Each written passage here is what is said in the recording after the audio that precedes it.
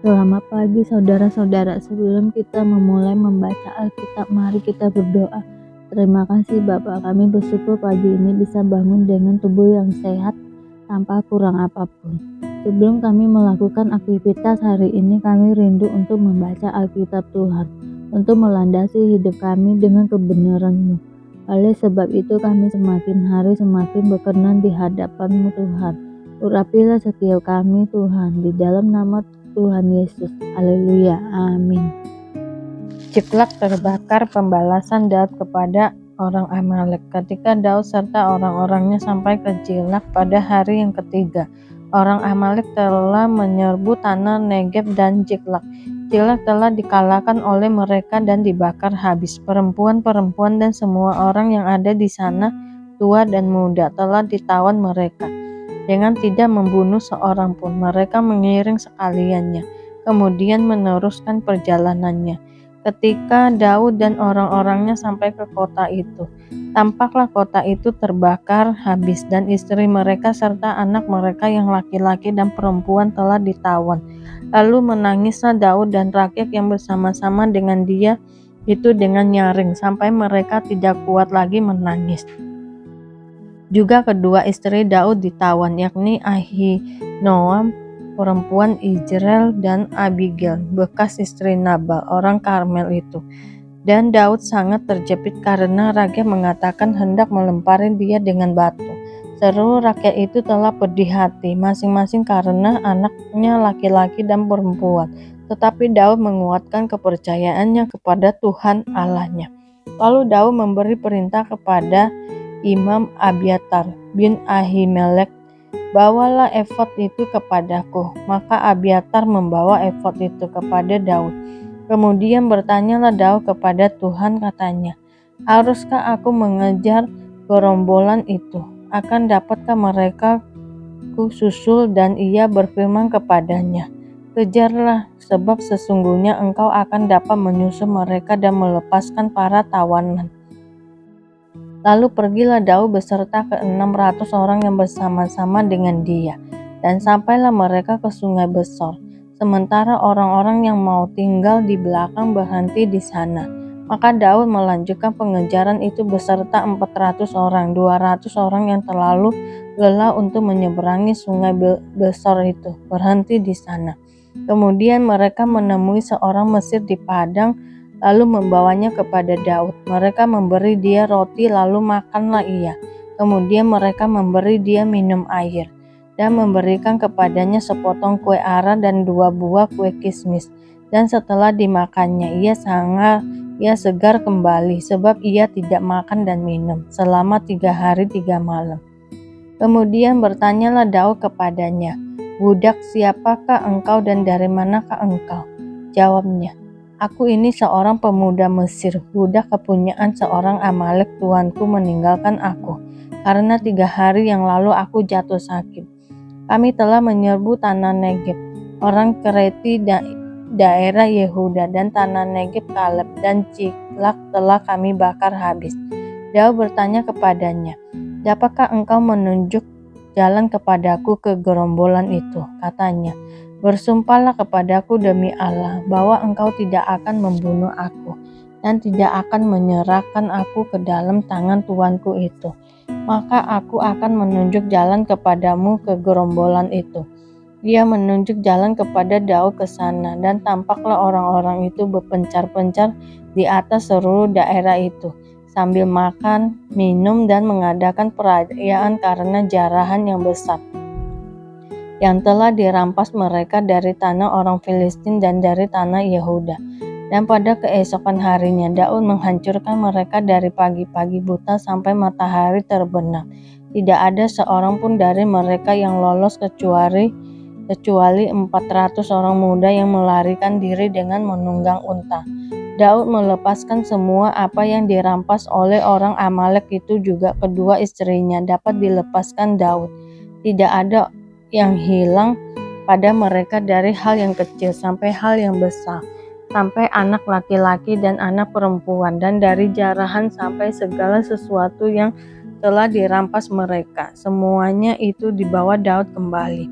Daud mengambil segala kambing domba dan lembu, semuanya itu digiring mereka di hadapannya, serta berkata, "Inilah jarahan Daud." Ketika Daud sampai kepada ke-200 orang yang telah terlalu lelah untuk mengikuti Daud, yang telah dibiarkannya tinggal di dekat sungai Besor, maka keluarlah orang-orang ini menyusung Daud dan menyusung rakyat yang bersama-sama dengan dia. Daud mendekati orang-orang itu dan memberi salam kepada mereka. Kemudian mulailah berbicara semua orang jahat dan orang dursila di antara orang-orang yang ikut pergi bersama-sama dengan Daud itu. Katanya, "Karena mereka tidak ikut pergi bersama-sama dengan kita, janganlah kita berikan kepada mereka apa-apa dari jarahan yang kita selamatkan itu, kecuali kepada masing-masing mereka istrinya dan anak-anaknya. Itu boleh mereka bawa dan biarlah mereka pergi." Tetapi Daud berkata, "Janganlah kamu, saudara-saudaraku, berbuat demikian dengan apa yang diberikan Tuhan kepada kita. Sebab ia telah melindungi kita dan menyerahkan ke dalam tangan kita gerombolan yang menyerang kita. Siapa yang mau mendengarkan kamu dalam perkara ini? Sebab bagian orang yang tinggal di dekat barang-barang adalah sama seperti bagian orang yang pergi berperang, itu akan dibagi sama-sama. Dan demikianlah halnya sejak hari itu dan seterusnya. Hal itu ditentukannya menjadi ketetapan dan peraturan bagi orang Israel sampai sekarang. Daud mengirim pemberian kepada para tua-tua di Yehuda. Ketika Daud sampai ke Ziklag, dikirimnyalah sebagian dari jarahan itu kepada para tua-tua di Yehuda, kepada teman-temannya, dengan pesan, "Inilah pemberian kepadamu dari jarahan yang dirampas dari musuh Tuhan, yakni kepada yang di Betel, kepada yang di Ramot di tanah selatan, kepada yang di Yatir, kepada yang di Aroer, kepada yang di Sibmot, kepada yang di Estemoa, kepada yang di Rakal, kepada yang di kota-kota orang Yerameel, kepada yang di kota-kota orang Keni, kepada yang di Horma, kepada yang di Borasan, kepada yang di Atak, kepada yang di Hebron, dan kepada segala tempat di mana Daud dengan orang-orangnya menggembara." Saul mati, sementara itu orang Filistin berperang melawan orang Israel. Orang-orang Israel melarikan diri dari hadapan orang Filistin dan banyak yang mati terbunuh di pegunungan Gilboa. Orang Filistin terus mengejar Saul dan anak-anaknya dan menewaskan Yonatan, Abinadab, dan Malkisua, anak-anak Saul. Kemudian makin beratlah pertempuran itu bagi Saul. Para pemanah menjumpainya dan melukainya dengan parah. Lalu berkatalah Saul kepada pembawa senjatanya, "Hunuslah pedangmu dan tikamlah aku, supaya jangan datang orang-orang yang tidak bersunat ini menikam aku dan memperlakukan aku sebagai permainan." Tetapi pembawa senjatanya tidak mau, karena ia sangat segan. Kemudian Saul mengambil pedang itu dan menjatuhkan dirinya ke atasnya. Ketika pembawa senjatanya melihat bahwa Saul telah mati, ia pun menjatuhkan dirinya ke atas pedangnya, lalu mati bersama-sama dengan Saul. Jadi Saul, ketiga anaknya, dan pembawa senjatanya dan seluruh tentaranya sama-sama mati pada hari itu. Ketika dilihat orang-orang Israel yang di seberang lembah dan yang di seberang sungai Yordan bahwa tentara Israel telah melarikan diri dan bahwa Saul serta anak-anaknya sudah mati, maka mereka meninggalkan kota-kota mereka lalu melarikan diri juga. Kemudian datanglah orang Filistin dan menetap di sana. Ketika keesokan harinya orang Filistin datang merampasi orang-orang yang mati terbunuh itu. Didapati mereka Saul dan ketiga anaknya tergelimpang di pegunungan Gilboa. Mereka memancung kepala Saul, merampas senjata-senjatanya, dan menyuruh orang berkeliling di negara orang Filistin untuk menyampaikan kabar itu di kuil berhalanya dan kepada rakyat. Kemudian mereka menaruh senjata-senjata Saul di kuil Asitoret dan mayatnya dipakukan mereka di tembok kota Betsean. Ketika penduduk Yabes Gilead mendengar tentang apa yang telah dilakukan orang Filistin kepada Saul, maka bersiaplah segenap orang gagah perkasa. Mereka berjalan terus semalam-malaman, lalu mengambil mayat Saul dan mayat anak-anaknya dari tembok kota Betsean. Kemudian pulanglah mereka ke Yabes dan membakar mayat-mayat itu di sana. Mereka mengambil tulang-tulangnya lalu menguburkannya di bawah pohon tamariska di Yabes. Sesudah itu berpuasalah mereka 7 hari lamanya. Tetapi lihat, tangan orang yang menyerahkan aku ada bersama dengan aku di meja ini.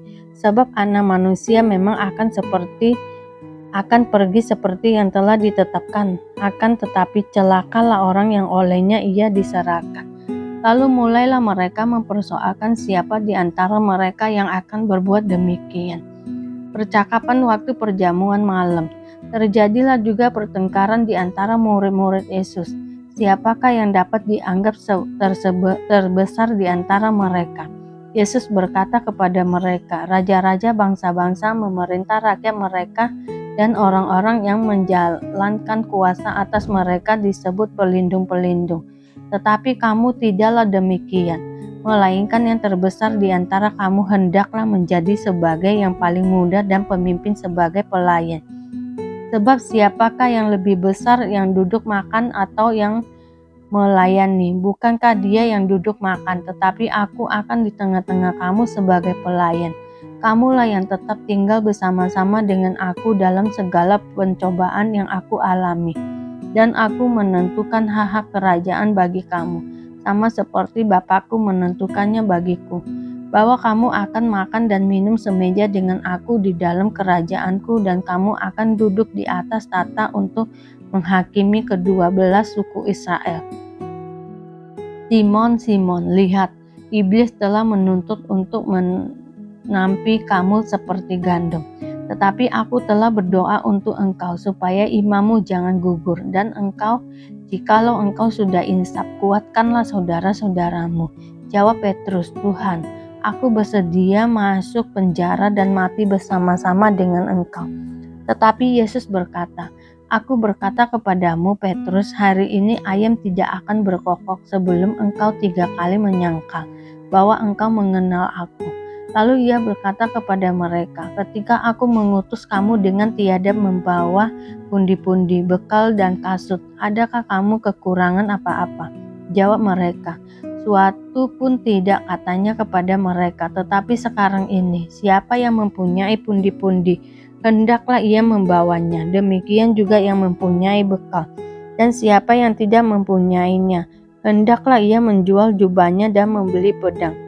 Sebab aku berkata kepada kamu, bahwa nas kitab suci ini harus digenapi padaku. Ia akan terhitung di antara pemberontak-pemberontak, sebab apa yang tertulis tentang aku sedang digenapi. Kata mereka, Tuhan, ini 2 pedang. Jawabnya, sudah cukup. Di taman Getsemania, lalu pergilah Yesus keluar kota, dan sebagaimana biasa ia menuju bukit Zaitun. Murid-muridnya juga mengikuti dia. Setelah tiba di tempat itu, ia berkata kepada mereka, berdoalah supaya kamu jangan jatuh ke dalam pencobaan. Kemudian ia menjauhkan diri dari mereka, kira-kira selempar batu jaraknya, lalu ia berlutut dan berdoa, katanya, ya Bapakku, jikalau engkau mau, ambillah cawan ini daripadaku. Tetapi bukanlah kehendakku, melainkan kehendakmu lah yang terjadi. Maka seorang malaikat dari langit menampakkan diri kepadanya untuk memberi kekuatan kepadanya. Ia sangat ketakutan dan makin bersungguh-sungguh berdoa. Pelunya menjadi seperti titik-titik darah yang bertetesan ke tanah. Lalu ia bangkit dari doanya dan kembali kepada murid-muridnya. Tetapi ia mendapati mereka sedang tidur karena duka cita. Katanya kepada mereka, mengapa kamu tidur? Bangunlah dan berdoalah supaya kamu jangan jatuh ke dalam pencobaan. Terima kasih Bapak untuk hari ini, sehingga kami dapat membaca Alkitab-Mu Tuhan. Mari doa Bapa kami. Bapa kami yang di surga, dikuduskanlah nama-Mu, datanglah kerajaan-Mu, jadilah kehendak-Mu di bumi seperti di surga. Berikanlah kami pada hari ini makanan kami yang secukupnya, dan ampunilah kami akan kesalahan kami, seperti kami juga mengampuni orang yang bersalah kepada kami. Dan janganlah membawa kami ke dalam pencobaan, tetapi lepaskanlah kami daripada yang jahat, karena Engkaulah yang mempunyai kerajaan dan kuasa dan kemuliaan sampai selama-lamanya. Terima kasih Bapa. Kami selalu bersyukur atas apapun Tuhan berikan hidup kami. Engkau tidak pernah meninggalkan kami ya Bapa. Hidup kami akan senantiasa berkecukupan di dalam-Mu. Di dalam nama Tuhan Yesus kami berdoa dan mengucap syukur. Amin, amin, amin. Tuhan Yesus memberkati.